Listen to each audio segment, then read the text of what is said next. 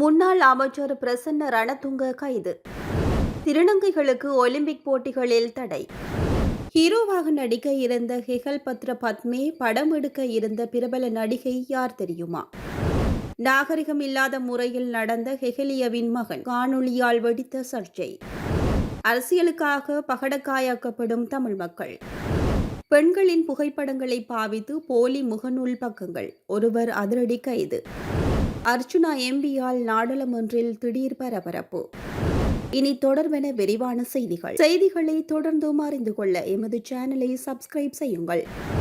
அனுர அரசில் லஞ்ச ஊழல் விசாரணை ஆணைக்குழுவால் பல முன்னாள் அமைச்சர்கள் கைதாகி வரும் நிலையில் இப்போது முன்னாள் அமைச்சர் பிரசன்ன ரணதுங்க லஞ்ச ஊழல் விசாரணை ஆணைக்குழுவால் சற்று முன்னர் கைது செய்யப்பட்டுள்ளார். வாக்குமூலம் ஒன்றை பதிவு செய்வதற்காக லஞ்ச ஊழல் விசாரணை ஆணைக்குழுவில் முன்னிலையாகிய போதே அவர் கைது செய்யப்பட்டுள்ளதாக தெரிவிக்கப்பட்டுள்ளது.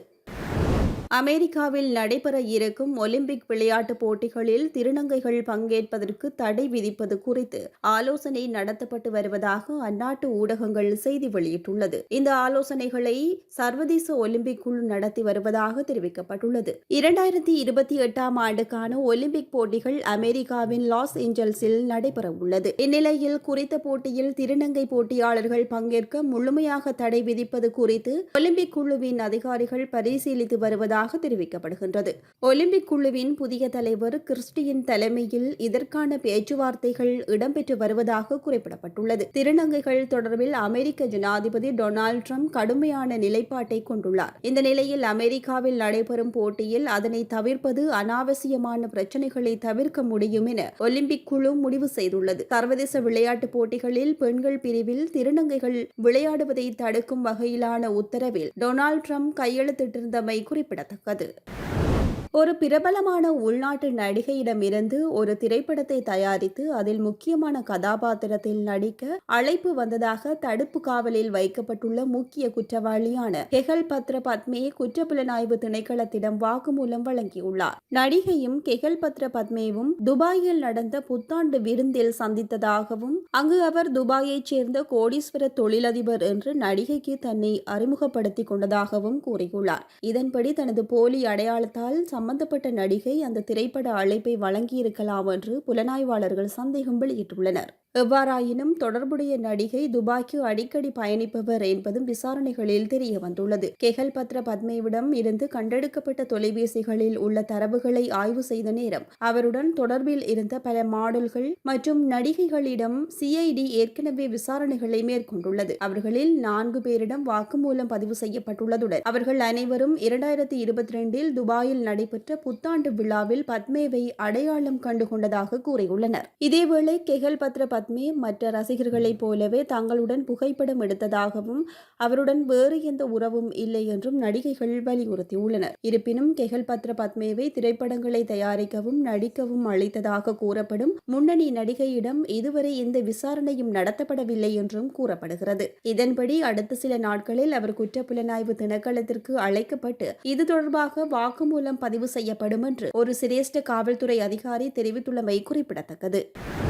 கெஹலிய ரம்புக்வெலவின் மகனான ரமித் ரம்புக்வெல நீதிமன்றத்திற்கு வெளியே காத்திருந்த ஊடகவியலாளர்களை பார்த்து நாகரிகமற்ற முறையில் நடந்து கொண்ட விவகாரம் சர்ச்சையை கிளப்பியுள்ளது. ரமித் செய்தியாளர்களை நோக்கி நடுவிரலை காட்டிய காணொளி தற்போது சமூக ஊடகங்களில் வேகமாக பரவி வருவதுடன் பலரும் கடுமையாக விமர்சித்து வருகின்றனர். இவருக்கு எதிராக சட்டவிரோத சொத்து சேர்ப்பு தொடர்பான குற்றப்பத்திரிகைகள் தாக்கல் செய்யப்பட்டு பிணையில் செல்ல அனுமதிக்கப்பட்ட பின்னரே இந்த சம்பவம் நடைபெற்றுள்ளது. சம்பவம் தொடர்பில் மேலும் தெரிய வருகையில் லஞ்ச ஊழல் பற்றிய குற்றச்சாட்டுகளை விசாரிக்கும் ஆணைக்குழு தாக்கல் செய்துள்ள குற்றப்பத்திரிகையில் ரமித் ரம்புக்வெல 296 மில்லியனுக்கும் அதிகமான சொத்துக்களுக்கு கணக்கு காட்ட தவறிவிட்டார் என்று குற்றம் சாட்டப்பட்டுள்ளது.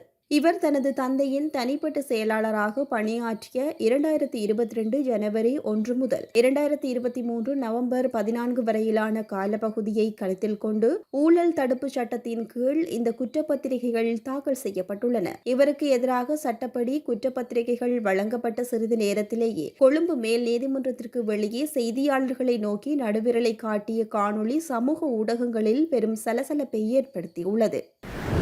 தமிழ் மக்களுக்கு அரசாங்கம் அபிவிருத்தி பணிகளை மேற்கொள்ள வேண்டும். இருப்பினும் அவர்களை அரசியல் நோக்கத்தை அடிப்படையாக கொண்டு பகடக்காயாக்க வேண்டாம் என ஐக்கிய மக்கள் சக்தியின் நாடாளுமன்ற உறுப்பினர் ஹேஷா விதானகே தெரிவித்துள்ளார். நாடாளுமன்றில் நேற்று உரையாற்றும் போதே இதனை கூறியுள்ளார். முன்னாள் ஜனாதிபதிகளான JR ஜெயவர்தன மற்றும் ரணசிங்க பிரேமதாசவை போன்று தமிழ் மக்களுக்கு எவரும் சேவையாற்றவில்லை. ஜனாதிபதி அனுரகுமார திசாநாயக்கவின் அரசாங்கம் ஆட்சிக்கு வந்ததற்கு மக்களுக்கு பல வாக்குறுதிகளை வழங்கியது. கடந்த ஆட்சியாளர்களைப் போன்று நாங்கள் செயற்பட மாட்டோம் என்று குறிப்பிட்டது. ஆனால் தற்போது முற்றிலும் எதிர்மறையாக செயற்படுகிறது. நாட்டை வங்குரோத்து நிலைக்கு தள்ளிய தரப்பினரை போன்றுதான் இந்த அரசாங்கம் செயற்படுகிறது. எவ்வித கொடுப்பனவுகளையும் பெறப்போவதில்லை என்று குறிப்பிட்டவர்கள் சகல கொடுப்பனவுகளையும் ரகசியமாக பெற்றுக் கொள்கிறார்கள். அரசியல்வாதிகளுக்கு அரசியலமைப்பால் வழங்கப்படும் சிறப்பு சலுகைகளை பெற்றுக் கொள்ளுங்கள், அதில் எமக்கு எந்த பிரச்சனையும் கிடையாது. ஆனால் மக்களை ஏமாற்றியதுதான் தற்போது பிரச்சனையாக உள்ளது என தெரிவித்துள்ளார்.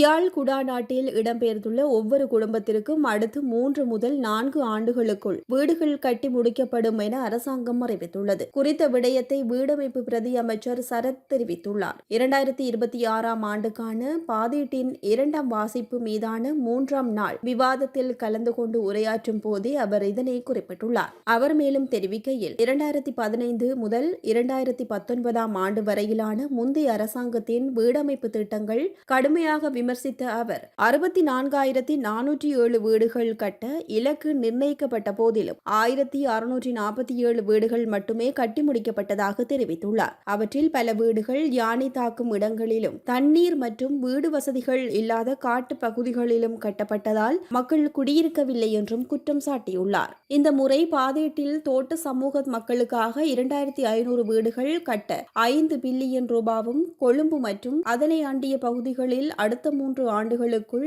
5,000 வீடுகளை நிர்மாணிக்க 15 பில்லியன் ரூபாவும் ஒதுக்கப்பட்டுள்ளது.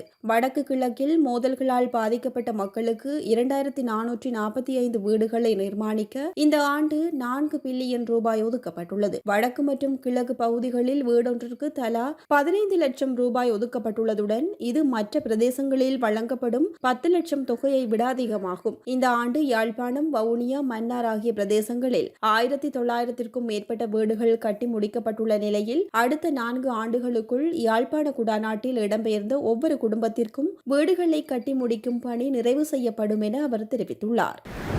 பெண்களின் புகைப்படங்களை பாவித்து போலி முகப்புத்தக பக்கங்களை உருவாக்கி பணம் சம்பாதித்த ஒருவர் கைது செய்யப்பட்டுள்ளார். குறித்த கைது நடவடிக்கையை குற்றப்புலனாய்வு திணைக்களத்தின் கணனி குற்ற பிரிவினரால் மேற்கொள்ளப்பட்டுள்ளது. குறித்த சம்பவம் தொடர்பில் மேலும் தெரிய வருகையில் திருமணமான பெண் ஒருவர் அளித்த முறைப்பாட்டினை தொடர்ந்து இந்த கைது நடவடிக்கை இடம்பெற்றுள்ளது. முறைப்பாடு அளித்த பெண் தனது அனுமதியின்றி தனது புகைப்படங்களை பயன்படுத்தி முகப்புத்தக பக்கம் ஒன்று உருவாக்கப்பட்டதாக குற்றம் சாட்டியுள்ளார். முறைப்பாட்டின் அடிப்படையில் மேற்கொள்ளப்பட்ட விசாரணைகளில் சந்தேக நபர் பல பெண்களின் படங்களை பயன்படுத்தி முகப்புத்தக பக்கங்களை உருவாக்கி அவற்றின் அணுகல் மற்றும் பார்வையாளர்களை அதிகரித்துள்ளார் என்பது தெரியவந்துள்ளது. இதனையடுத்து 10,000 முதல் 20,000 வரையிலான பின் தொடர்பவர்களை கொண்டு அந்த பக்கங்களை ஒவ்வொன்றையும் ரூபாய் 1,000 முதல் ரூபாய் 2,000 வரையிலான தொகைக்கு சந்தேக நபர் விற்பனை செய்துள்ளார். பக்கங்களை வாங்கியவர்களின் மின்னஞ்சல் முகவரிகளை சேர்த்து அந்த பக்கங்களின் உரிமையை சந்தேக நபர் மாற்றி வழங்கியுள்ளார். சந்தேக நபர் 10க்கும் மேற்பட்ட முகப்புத்தக பக்கங்கள் மூலம் இந்த மோசடி நடவடிக்கையில் ஈடுபட்டுள்ளார் என்பதும் விசாரணையில் தெரியவந்துள்ளது. சம்பந்தப்பட்ட விடயங்களை கருத்தில் கொண்ட நீதவான் சந்தேக நபருக்கு பிணை வழங்கியுள்ளார். இருப்பினும் கணனி குற்றப்பிரிவின் அதிகாரிகள் நீதிமன்றத்தில் பிணையில் விடுவிக்கப்பட்ட பின்னரும் சந்தேக நபரின் செயற்பாடுகள் உன்னிப்பாக கண்காணிக்கப்படும் எனவும் மற்றும் அவர் தொடர்ந்தும் இத்தகைய மோசடிகளில் ஈடுபட்டால் அது குறித்த அறிக்கை நீதிமன்றத்தில் சமர்ப்பிக்கப்படும் எனவும் தெரிவித்துள்ளமை குறிப்பிடத்தக்கது. நாடாளுமன்றத்தில் இன்றைய சபை அமர்வுகளின் போது பிரதி அமைச்சர் அருண் கேமச்சந்திராவிற்கு ஒழுங்கு பிரச்சினை எழுப்புவதற்கு சபாநாயகர் சந்தர்ப்பம் அளித்ததை நாடாளுமன்ற உறுப்பினர் ராமநாதன் அர்ச்சுனா எதிர்த்தமை பெரும் சலசலப்பை ஏற்படுத்தியுள்ளது. ஒழுங்கு பிரச்சினை எழுப்புவது தொடர்பான நிலையியற் கட்டளை விதிகளை சுட்டிக்காட்டிய நாடாளுமன்ற உறுப்பினர் அர்ச்சுனா, நாடாளுமன்ற உறுப்பினர் ஒருவர் தனது பெயரை குறிப்பிட்டு பேசினால் மட்டுமே ஒரு நாடாளுமன்ற உறுப்பினரால் ஒழுங்கு பிரச்சினை எழுப்ப முடியும். ஆனால் இப்போது பிரதி அமைச்சர் அருண் ஹேமச்சந்திராவின் பெயர் குறிப்பிடப்படாத போதும் அவருக்கு நீங்கள் ஒழுங்கு பிரச்சினை எழுப்ப வாய்ப்பளித்தீர்கள். ஒரு அமைச்சரவை அமைச்சரால் மட்டுமே அவரது பெயர் குறிப்பிடப்படாத போதும் ஒழுங்கு பிரச்சினை எழுப்ப முடியுமா? மற்றவர்களுக்கு இந்த விதி பொருந்தாதா என்று அவர் வாதிட்டார். சபாநாயகரின் இந்த முடிவுக்கு நாடாளுமன்ற உறுப்பினர் அர்ச்சுனா கடும் ஆட்சேபனை தெரிவித்ததால் நாடாளுமன்றத்தில் சிறிது நேரம் பரபரப்பு ஏற்பட்டமை குறிப்பிடத்தக்கது. கம்பஹா வத்துப்பெட்டிவல ஏற்றுமதி பதப்படுத்தப்படும் வலயத்தில் உள்ள ஒரு தொழிற்சாலையில் பணிபுரிந்த ஒரு இளம்பெண் தாதி நேற்று முன்தினம் உயிரை மாய்த்துள்ளார். சம்பவம் தொடர்பில் தெரிய வருகையில் வத்துப்பெட்டிவல ஆதார மருத்துவமனையில் நடைபெற்ற பிரேத பரிசோதனையின் போது அவர் தூக்கிட்டு உயிரை மாய்த்தமை உறுதி செய்யப்பட்டுள்ளது. 23 வயதுடைய ஹிமாயா செவ்வந்தி டி அல்விஸ் என்ற யுவதியே உயிரிழந்தவர் என அடையாளம் காணப்பட்டுள்ளார். குறித்த யுவதி அத்தனங்கல்ல பகுதியைச் சேர்ந்த திருமணமாக தாதி என போலீசார் குறிப்பிட்டுள்ளார். கடந்த 9ஆம் திகதி குறித்த யுவதி வேலைக்கு செல்லாமல் வீட்டிலேயே இருந்ததாகவும் வீட்டில் இருந்த அவரது தாயும் தம்பியும் வேலைக்கு சென்றிருந்ததாகவும் தெரியவந்துள்ளது. தனது மகள் ஒரு நண்பரின் வேண்டுகோளின் பேரில் ஆன்லைனில் 10,000 ரூபாய் கடன் வாங்கி தனது நண்பிக்கு வழங்கியதாக உயிரிழந்த தாதியின் தாயார் சுனிதா தெரிவித்துள்ளார். தோழி கடனை செலுத்தாமையினால் அதற்கான வட்டி 28,000 ரூபாவாக அதிகரித்துள்ளது. கடன் கொடுத்த நபர் தனது மகளை தினமும் தொலைபேசியில் தொடர்பு கொண்டு கடன் மற்றும் வட்டியை செலுத்துமாறும் இல்லையென்றால் போலீசாரை அழைத்து வருவதாக அச்சுறுத்தி வந்துள்ளார். குறித்த நபரின் துன்புறுத்தல் தாங்க முடியாமலேயே மகள் இந்த முடிவை எடுத்திருக்கலாம் என உயிரிழந்த பெண்ணின் தாய் வாக்குமூலம் வழங்கியுள்ளார். அண்மை காலமாக இவ்வாறான இணைய ஊடாக முறையற்ற வகையில் கடன்களை வழங்கும் நிறுவனங்கள் தொடர்பில் போலீசார் எச்சரிக்கை விடுத்துள்ளனர். குறித்த நிறுவனங்களால் கடும் அழுத்தங்களுக்கு உள்ளான பலர் ஏற்கனவே உயிரை மாய்த்துள்ளமை குறிப்பிடத்தக்கது.